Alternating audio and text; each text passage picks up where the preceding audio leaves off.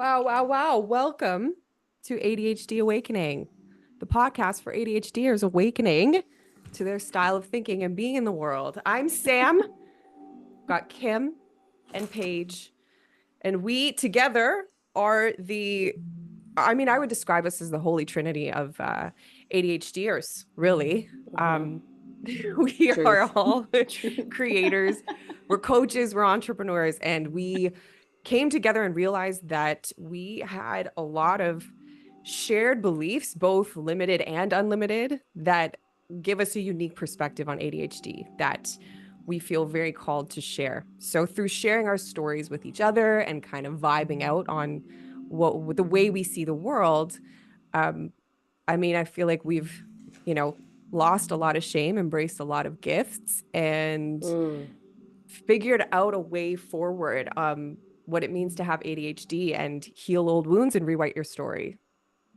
So that is what Yeah. we want to give as part of our purpose, I suppose.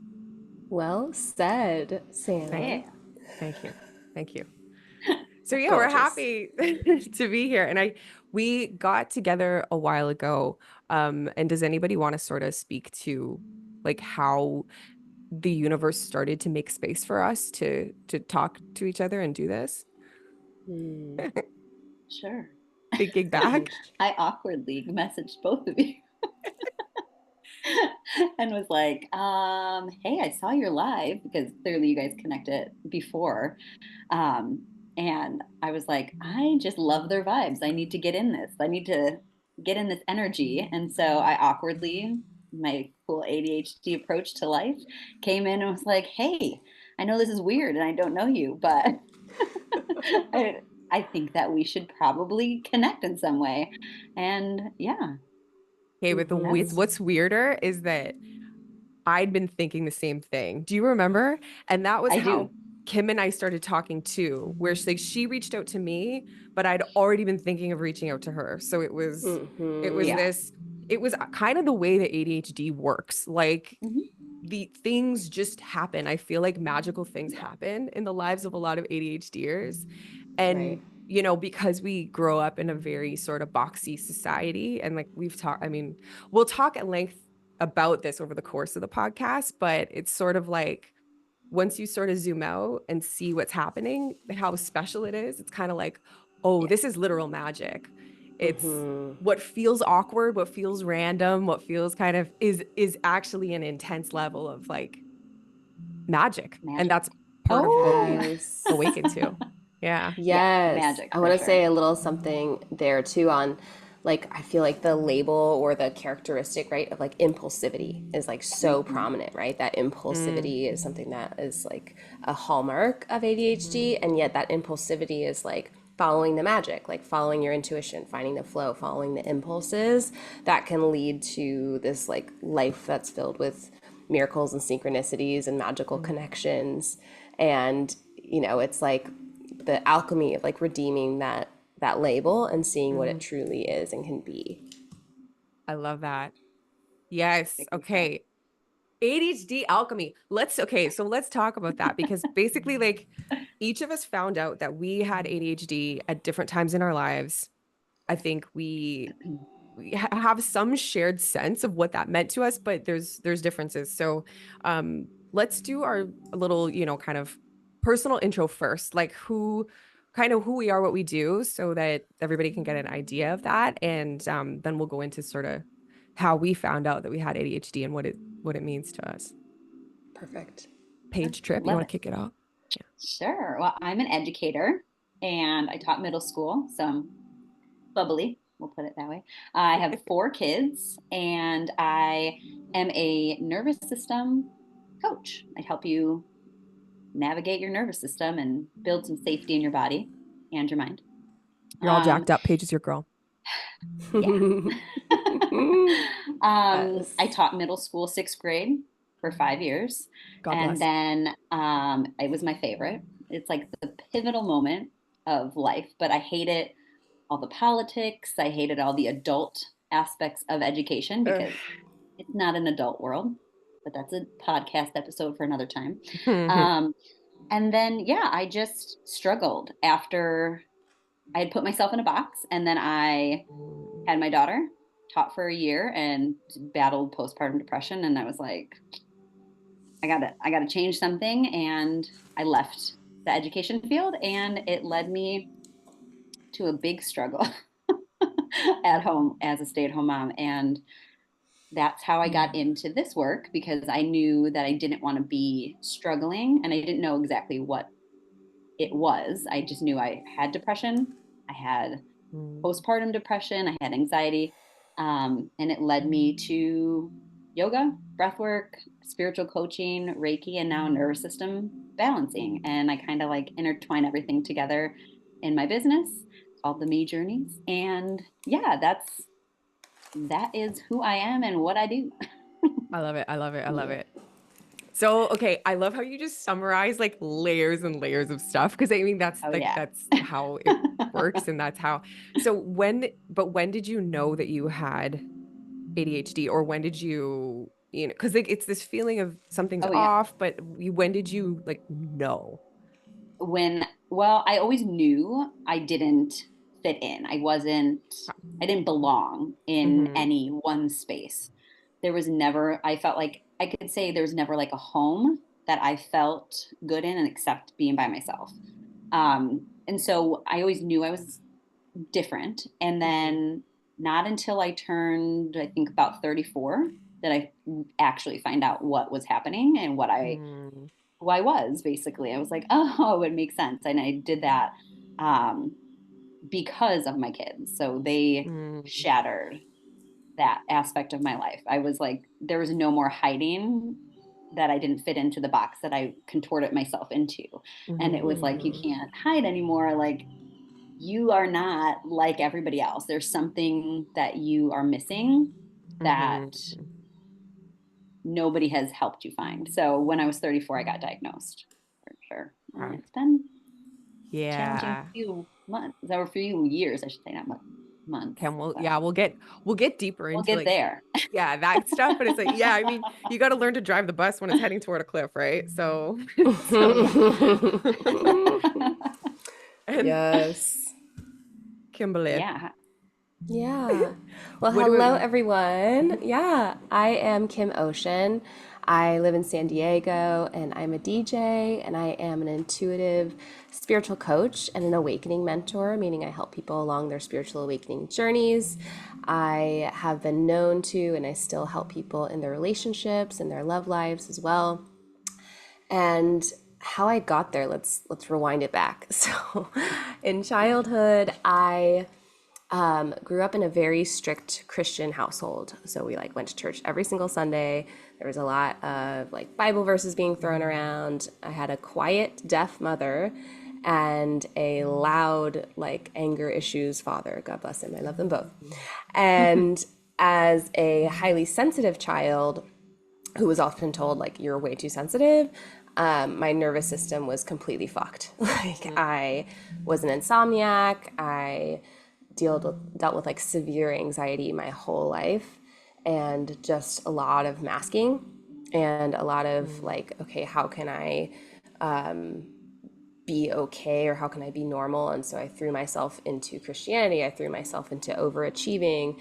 I threw myself into like romantic relationships, serial monogamy, and partying. And so I lived this like double life for a long, long time. And with the like overachieving in school, it was like, again, this dichotomy of like working my ass off, but also like struggling to stay afloat at the same time, like so much. Like I'd show up to class and I'd be like, wait, what? What's due today? What the fuck? Just like trying to juggle, like just trying to Survive. juggle is like such a Yeah. theme. Yeah. Working multiple jobs and college and all those things. So then eventually I got my master's degree in speech pathology and I worked in the hospital settings for about almost 10 years. And then in 2018, I had this, what I call a light bulb spiritual awakening, and it was Mm. dramatic. And I think, my whole life had led up to it, but there was a couple of events that happened that was just like boom. And I felt alive for the first time. I felt like I was on mushrooms for 3 months. Like I felt like I was on this like euphoric mushroom high for 3 months, and I like still had to go to work at the hospital. It's like very crazy, crazy time. And then it's been like a roller coaster 6 year journey since then. Lots and lots of healing, lots of working with coaches, mentors, teachers, programs, getting my Reiki certification, all kinds of good stuff like that. And I live by the quote of like, get across the river and see who's just behind you that you can help. And so from all of these experiences, I feel super passionate about sharing my journey, but helping people along their journeys as well. I love it. Yeah. I love it. Okay, so when did you know definitively? Like when was that Yeah, feeling like okay, connecting it to the ADHD? kind of aha. Yeah. Yeah. Like Paige, I definitely like knew something was off about me Yeah. for most of my life. I was like, okay, like why are we the one getting like singled out or like in trouble or just like chaos is surrounding? And so I knew something was off, but at that time, like I feel like getting diagnosed was like so far out of the realm of Mm-hmm. possibility. Mm-hmm. And I had like friends who were diagnosed in college, and I was like, wait, what are your symptoms? Like, what are the characteristics? Wait, Like, what? Wait. These are symptoms or yeah. I was like, yeah, I definitely have yeah. that. So, Right. um, so I actually tried to get myself diagnosed in college, and I went to like the psychologist and stuff, and she was like, "Well, you can't like prove that you struggled in school because you got decent grades." And I was like, "Okay, thanks." And so she just like sent me away without Wow. a diagnosis. Okay. Um, Infuriating. and then in grad Wow. school, yeah, my friend gave me an Adderall to help study for a test, and I was like, "What the fuck?" I was like, I can access any thought in my brain. This is Oh my crazy. God. Don't try And this thank at God I home. didn't like, I didn't, go off the deep My end with Adderall or Adderall was anything. Jolt energy drinks. Yeah, mine was coffee. I would drink like ridiculous amounts of coffee. But yeah, that was just like okay, I definitely probably have it Wow. moment. Yeah. Yeah. Yep. I think that's such a common thread, right? Like it's like Hmm. you, especially growing up when we grew up, because being millennials, like when we grew up, there was there was ADHD, but it was for like hyperactive boys really Yeah. in school, right? Hmm. Like that one kid that literally couldn't sit down, which I mean, kids aren't designed to be sitting down anyway, but the kid that can't mask enough Hmm. to be able to sit down Yeah. through a whole lesson, right?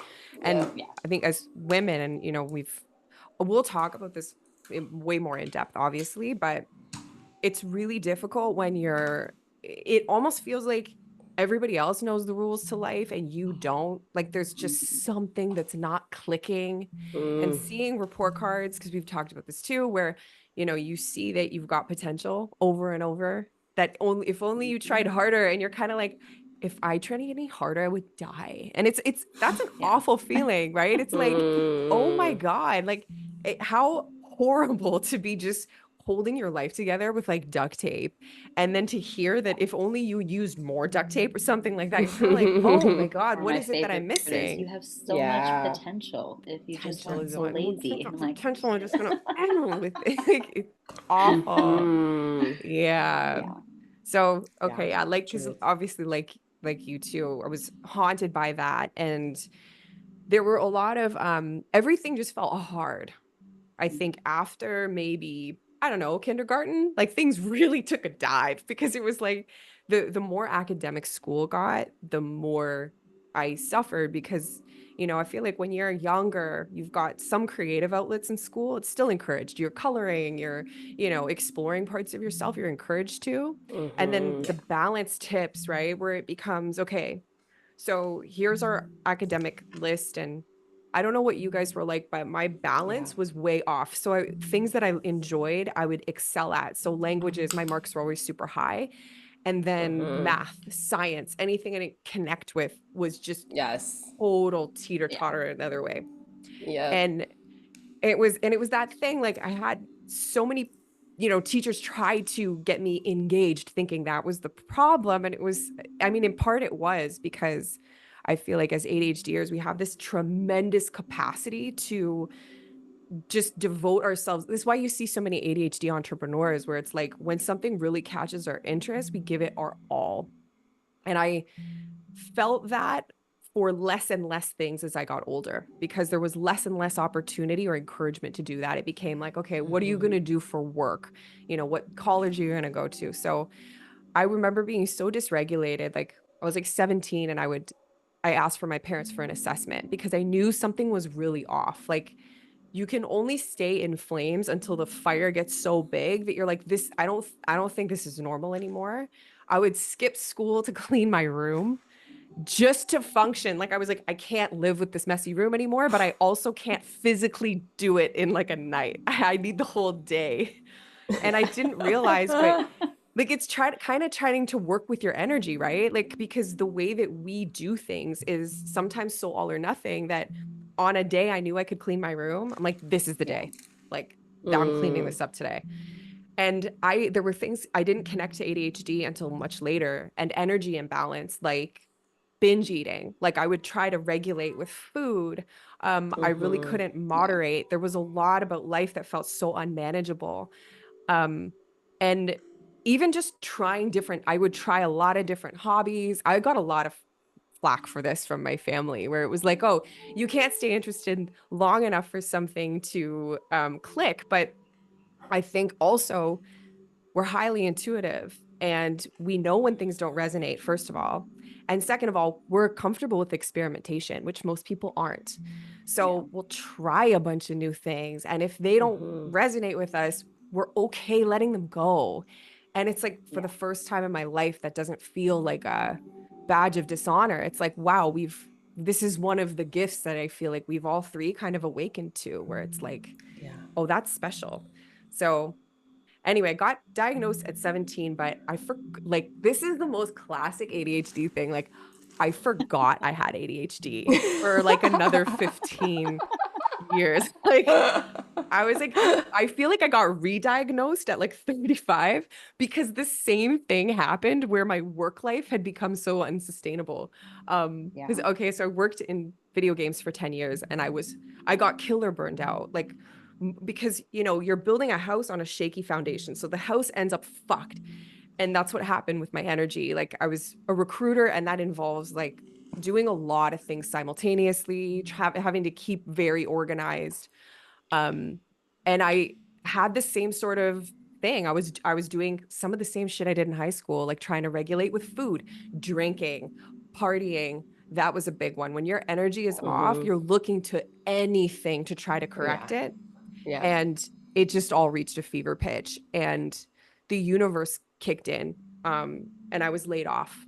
After a decade, I was like, you know what? I can't go back into this industry. And then Yeah. decided to start coaching. So, and like Kim, well, I mean, we all had our spiritual awakenings. I can't remember when yours was, Paige. Like, what year was it? Probably 2017.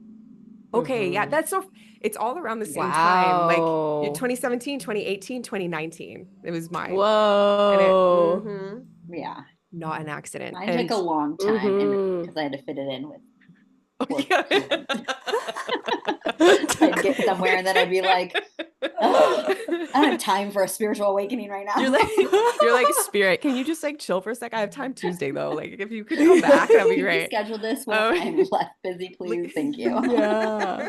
This particular Oh my ego death, God. like it just can we like just bump it?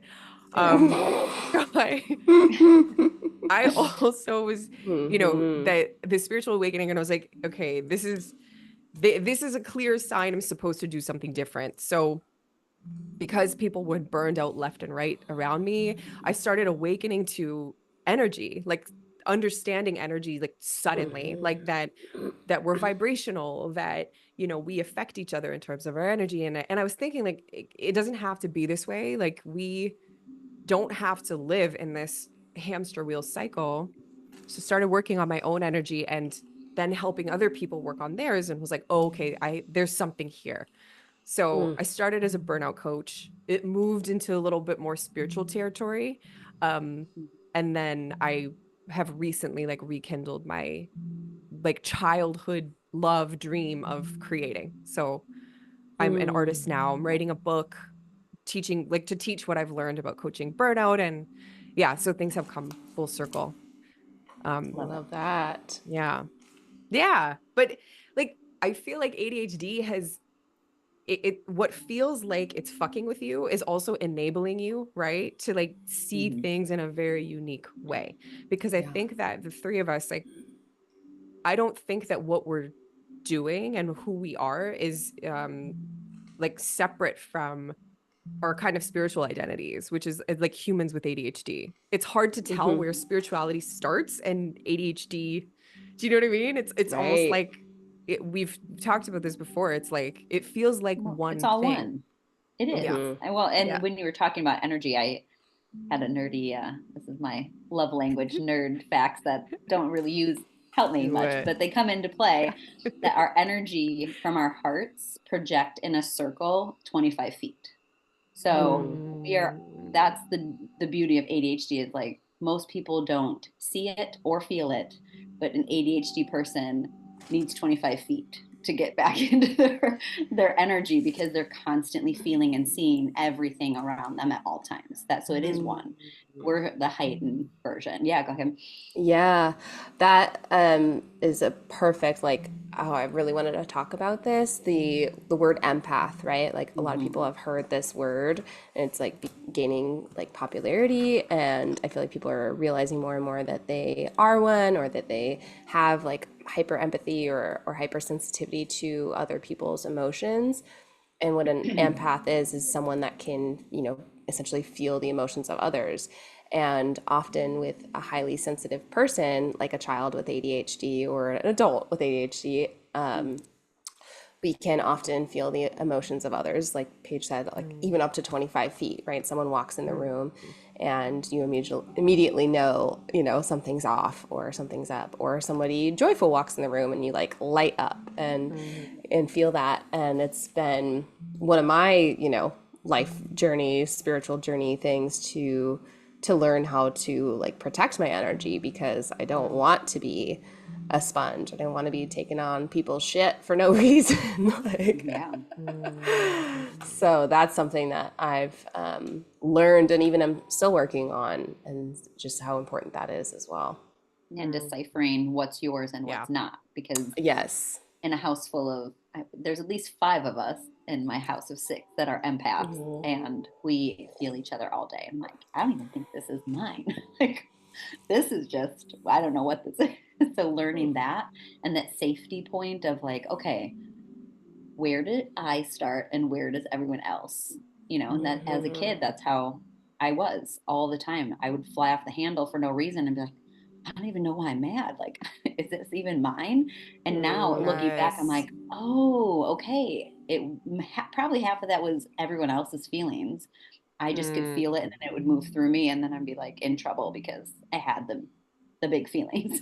Like that, Right. the in trouble, right? Like that, if you think about it, it's like if you're energetically, like if ADHD is everything everywhere all at once, which Yeah, it it is, is. it's like you don't have the filtering system that people have in order to live in a society that tries to like control your energy, right? That tries to tell you what to focus on, what to do, what to in order to control you. It's like you don't have that. And so the manifestation of that, being a kid growing up, it's like if you can't, if you're taking in all of this stuff and you're communicating with different dimensions, let alone like feeling other people's feelings, it's like the manifestation of that looks disordered, Crazy. like it looks disorganized. It's a lot for Yeah. other people. And it's so funny because it's like the to me it's like that manifestation is like that's how we're supposed to be. Like Mhm. if your environment isn't, it's got to be kind of conducive to like allowing you to stay calm, right? Like in a classroom a lot's happening, like there's a lot of shit even on the walls. There's a lot of different, like kids are coming in with not knowing how to regulate their emotions. So if you're feeling all of that, you're looking at all those stimuli, like it's very overstimulating. how would you be able to focus, right? So it's like we've grown up with this wrong idea where as suddenly when you're in the right environment and it's more calm, there's not a lot of chaos, like even if you are in chaos but you know how to, because I'm thinking of you, Paige, right, where it's like there's a lot going on at Yes, home, like there just is all the time, but exactly.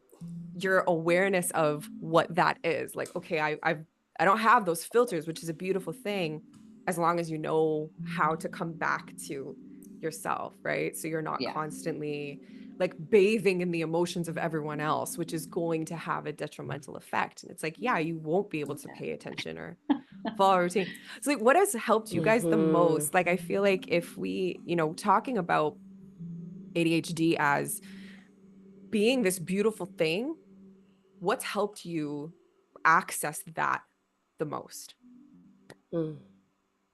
For me, nervous system regulation, because I've Mm-hmm. tried everything, understanding it, like truly Mm-hmm. understanding why I do what I do and why my body acts the way it acts. Because at the end of the day, if I didn't understand that, which I didn't for 30 plus years, I had just thought I was intrinsically a bad human who could not control herself. Um, that understanding of like, oh, okay, I'm just dysregulated. Now, okay, what do I need? What in this moment, do I need a breath? Do I need to dance? Like what do I need? Like I need to know what I need. And nobody taught me that. Everyone taught me to go to my room when I was having a feeling, like go to your room. And I'm like, okay. So I didn't look at it. I didn't look at what, like, okay, what is this feeling? I looked at it as you better shut it up. Like go to your room and scream into your pillow and cry and throw shit and get it out and then come back and act normal because your emotions are not normal. So you need to hide it. But I could hide it for like a smidge of time because that's when I had let it all out. It was like the tea kettle, like, okay, you finally pour it out and then gets filled up again. And then it would come back out. And I'd be like, I literally cannot turn off these emotions. And I was just the bad kid. Like it would just come out. I would try so hard. So for me, understanding how to find safety in the big emotions and be able to feel them without them taking me or everyone else around me down, that was my biggest go-to and my biggest helper. My new step, I think, is going to be learning more executive functioning skills because now I know that that's also a piece that causes my dysregulation that I don't quite Mm. have mastered yet. So, but Mm. it's fun because I love I'm how you said that. literally learning that it's not I'm bad. I just have been given the wrong tools. So, like, you wouldn't give a Yes. person who's in a wheelchair, you're like, oh, you don't need a wheelchair. Here, you just need this insulin. Here, take this insulin. It's going to Mm. help you walk. You're like, okay, I still can't get Yes. up the freaking stairs with my Yeah. legs. So I'm still struggling. Like insulin is like, all right, I have some energy, but I can't still get up the stairs as quick as Yeah. everybody else. Like Yeah. I know I can get there eventually, but and that the nervous system regulation has helped me to realize like, okay, yes, my planning is not right, or like not where I need it to be to get the things done the way I should or need to get it done for my family because there are needs here. Um, but building that safety, being like, okay, I don't have the pieces. What do I need? Mm. And trying being safe to try things and know that Yes. I don't give up, and that's where Oh, it's helped okay. so much. I love so much what you said about, I can't remember your exact words, but it was about executive dysfunction. And you said something like, because I don't have that nailed yet, so it causes your dysregulation. Like I Yes, I don't loved have the that because correct tools. Yeah. that's perfect because it's like I feel like for so long for me, like I had looked at executive dysfunction as just like an inevitable part of having ADHD. I didn't realize that it's like it's not that executive function is something you can't do. It's just that there's Mhm. elements to it, like Yeah. not keeping track of time, like basically things that because of our taking in so much at once, it's like Mhm. you just need a different set of tools. Exactly. And right. And it's like you can't, it's that analogy too is so good because it's like trying to I fix something that you need know. a hammer for with a screwdriver, Exactly. right? And I think like Yes. throwing out neurotypical advice, the advice Oh they give yeah. to everybody that's cookie cutter, that just like classic budgeting, for example, if you struggle with finances, and which I think probably every ADHDer does, it's like trying to use those tools will just reinforce your feeling that you're broken. And it's like, no, it's that you need to have permission and the correct things to match to your actual Exactly. needs. Yeah. Yeah. And that's a And I huge 1000%. think one. I think, first of all, I think we should teach executive functioning skills to everybody when they're young, Yeah. Right. because, and let them Mhm. play with them and let them find what works for them. And then as they grow, obviously it's going to it can change, but that is where our biggest flaw is in this world. It's like we're waiting until there's a problem to teach or to give the tool. Like we Right. should It's have very access to the reactive. tools. Yeah. Yes, it's like let's just wait till it's broken, and then we'll glue it back together and Right. hope it sticks. And it's Let's like, wait for the disease so we can can cure we that instead mold of it correctly preventing. in the Yeah, beginning and be like, Yes. all children need executive functioning skills, all totally. children have nervous systems, all children have sensories. Like, why are these tools not here? So it's like Mm. the more we have those, and I think that in this stage of my life of knowing my ADHD and like knowing what it is and being proud of that, you're like, oh, okay, it's not that I'm broken, it's that I need a different set of tools. We don't, Yes. and that safety net is there for sure I love it. now. Yeah. How about you, Kim? What helps Yeah. you in your ADHD? Mm. So my biggest problem, I'll go back to it, was anxiety. And I had so much Mm. fear and dysregulation and just an overthinking, terrified little nervous system. And I was like an insomniac for most of my childhood, night terrors, things like that. And then growing up, like I just, pushed it aside, like medicated with overachieving, partying, and just tried to, like, there was a good long season in my 20s where I was like high or drunk, like, and still, keeping the wheels and plates spinning of my life. And then I did a lot of like counseling, like one-on-one talk therapy stuff for like 10 years. I would say that kind of led me to my journey of healing. And then ultimately, like kind of what sparked my spiritual awakening and along that journey was discovering meditation. And I was like pushed away yoga, would never thought I was someone who could meditate. Like I would try to meditate and like fail miserably within a minute, just like, this is terrible. This is Yep. not for me at all. And it wasn't until I found like a yoga class that had like a built-in meditation at the end. It was like a longer extended shavasana corpse pose thing. Mm. And it was like the whole yoga class had like worked up to regulating the nervous system, right? So that it could help quiet the mind.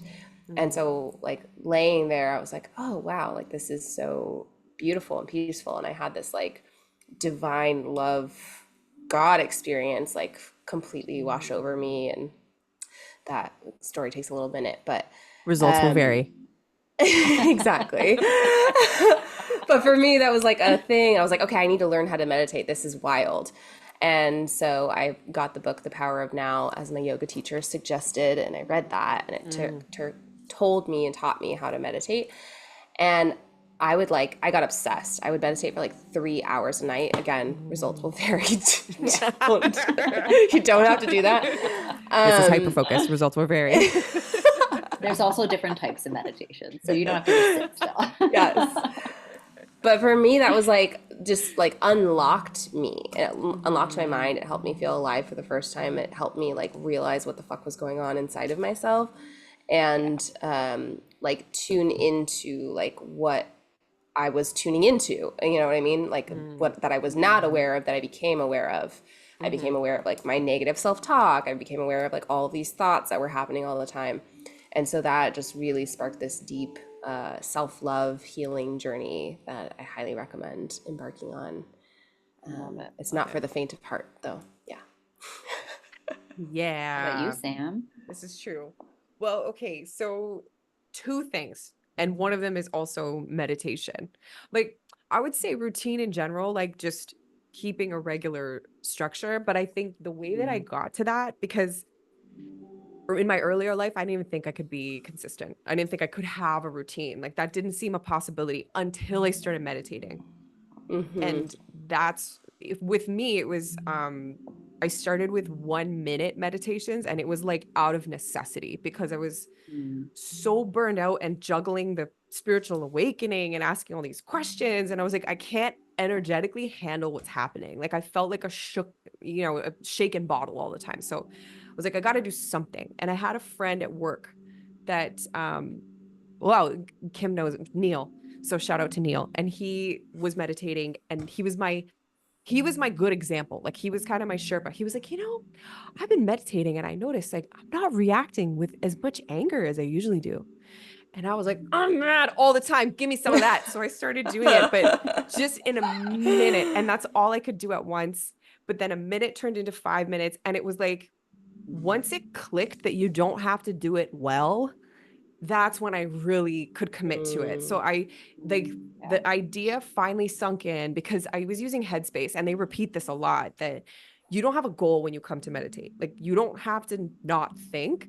The goal is to keep showing up, and that's what builds the muscle. So it's like going to the gym, but you can have the shittiest workout, but you've done the workout, and it's like it'll create an effect that you don't even perceive until down the line.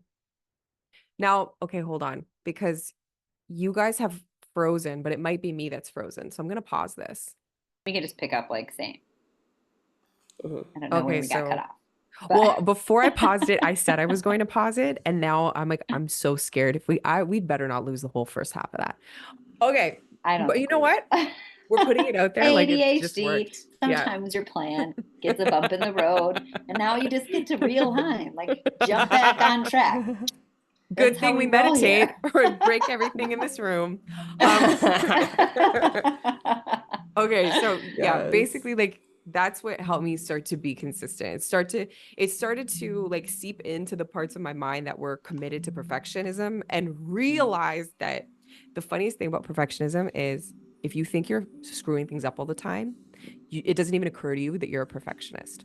Like I didn't realize. I was like, there's no way I'm a perfectionist. Nothing's perfect. If you think about that, you're like, wait a minute.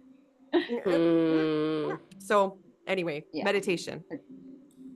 The next thing is permission to be different and to do things. It's related to do things messy. Like, I think that because we grow up with this idea of what an adult is, and it's very counter to what it feels like to have ADHD. Like you're trying to, a lot of masking is just pretending you're that. We have this subconscious idea that an adult is someone who's, organized, on top of your shit, who feels organized and on top of their shit. I don't know where we get this, because it's such a lie, and it's damaging. So I was always terrified of seeming childish. So I wouldn't do things the way that I need to, like color coding things even. So at work, like for example, my secret notes would be color coded so that I could understand what the fuck was going on at any given time. But I would never like show that. I thought I had to present this image of like ultra corporate, whatever. Like I was basically trying to pretend to be neurotypical, and it's like, why? Like that's not what anyone wanted from me. But it's powerful when you practice that for like decades. So permission to be different has been like a total game changer for me, because it's like done is better than perfect became my new mantra at a certain point. It was like, let's just take the next step, and doesn't matter if it's messy, color code the shit out of everything. It was like, but challenging that belief that it was somehow bad to play and be childlike. And, it's obviously it's a process, but letting myself do things in an ADHD way feels really powerful, because we can accomplish things once we, lose the masking. It's like we can do things that other people straight up aren't brave enough to do. And by doing that, we give them permission to do it too. So it's this beautiful like reciprocity of like embracing who you are. And you guys have given that to me, like watching us, I think watching both of you become more comfortable with that yourselves has inspired me. And then it's like upward spiral, right? Of like, Mm. oh, Yeah. we can do things differently. Oh, it is beautiful when you do things your way. I love watching you do that. It's like Yes. seeing you in your power. It's amazing. So Same. Same. Same. Aww. mm, I love it. wow. You said something about like masking, and that has been something that's been really funny. It's like I try to wear masks, but it's like you go to like a masquerade and you wear these like really pretty ones, and I come with like the scary monster mask, and I'm like, oh wait, I got the wrong mask. And it's like, okay, cool. Like now I get to Mean be the fun Girls. one, you know? Yeah, like you just Yes. come and like have Yeah. fun, and like that's how my masking has shown up. I It's love like that. in my head, it's like, oh, I'm doing this really well. And everyone's like, what the hell? That's not, you're not even close. Like, and so that Oh, that's good. realization, when I finally was like, looked in the mirror, I'm like, oh, okay, I put this, I didn't see the mask, that someone just put it on me. I thought it was good. And then I'm like, oh, okay, just this is my permission now to just like embrace this mask and be like, this is fun. I get to pop out and scare people and be like, oh, you thought I couldn't do it? Bam, I did it. It might have taken me 30 years, but I did it. Like, I'm proud Yes. of those 30 years. Like, Mm. that I mask Yeah. was really funny to me because I think when I thought of masking, I thought of this perfection. Like, okay, a mask is like pretty and cute, and Mhm. people see it as beautiful and they see it in a certain way. And maybe I feel like some people saw a pretty mask when they looked at my life, and I've heard comments, and I was like, really, you didn't know the shit show that was Yeah. happening? Like, how did Yes. you not know? Like, Yes. Oh I my really thought gosh. that Yes. like there were moments when people could see the scary mask, and then there were moments where people only saw the good, because Mhm. they like scary. So I think it's just like Mhm. Whoa, that's good. just embracing Yeah. your mask and your phase of the mask that you're wearing, and know that like everybody has a mask at some point in their life because it's the way our brain works. But just have fun with the mask that you're wearing, and if it doesn't feel good, take it off and get a new one. Like, Mm, it doesn't even, and when I say mask, I don't mean like hide the things that you can't do. I mean mm. have fun with the things that you can do and wear that mask. Like, don't Mm. you're not covering something. I think of Halloween when I think of a mask, and I think it's fun. We all do it. So Yeah. I Mhm. Yeah, think, like you're talking about the different facets, like showing like the different yeah, facets of who we are, because I feel like Mhm. there's this yeah, pressure to be like this like flipping it. monochrome. Yeah, we think we need to be one thing. And I Yeah. think especially because 80 like because it's everything all at once, Yeah. we've got a lot of interests, we've got a lot of and we feel I think we feel a lot of like trepidation sometimes to let those Hmm. out because For they Mhm. sure. it feels like a lot, right? It feels so we Yeah. kind of want to contain, and it's like no, because that's what's rewarded Yeah. in school, right? It's containing. It's like Yeah. okay, but you letting it Sort of all, flipping it to be like manifesting, like, who do you want to be? Like, every day is an opportunity to that's it. embrace a Mhm. new part of yourself. So There you Show go. all your colors. Yes. yeah, Yeah. take forget the word mask. Like, let's change its definition of like, how does a mask show up? Like, what's Mhm. our version of a mask? Like, Well, even one way it shows up that we've talked about before is like our style changes. You know what I mean? oh, Like we're like all the different wild ways that we like yeah, show up, or our handwriting changes from day to day, or like yeah, we show up depending and on the like, mood. you So fun. know, we're yeah, like today the fact that we're all wearing like black, this is not planned, people. Not at all. We're just on the same We've wavelength. We're like just that I cool. No. know. um yeah, but just like being able to embrace like the flow of who you are on a different day, and like being able to wear multiple hats, because Yeah. I think one of our superpowers is being able to spin a lot of plates at once, or like start a lot of things, or Mhm. juggle multiple things at once, or have multiple passions. And I personally, like, this is something I teach my clients, I feel like purpose, like life purpose and mission, is more like a tree, and you are that tree, and you can have many different branches, and sometimes you like Mm. feed different branches at different phases of your life. Like and it gets thicker and thicker, and you go down that road for longer. Yeah. But there's no need to pigeonhole yourself into one branch or one thing. Like you are the tree. The purpose is you. Like the mission is to be you here on this planet. And so you can be multi-passionate. And that's one of like, I think the most beautiful things about ADHD to me. And your I brand, like love the that. branch part, I love, but also tie in the roots, because the roots, Mm-hmm. you have this like first starting out and it's very weak and thimble and you're like not sure where it's going, and it just branches out all the time, and you're Yeah. creating more and more roots as you age. So it's like people look at like these new beginnings as horrible things, but it's just like, no, now you have a new root that's like giving you more Mm. nourishment. And it's like, don't be scared of the new journey, because it's going to lead to different branches. Like, it's Mm. so Oh my God, I I cool. love like that. Okay. I know. Yeah. Okay, I'm taking that down.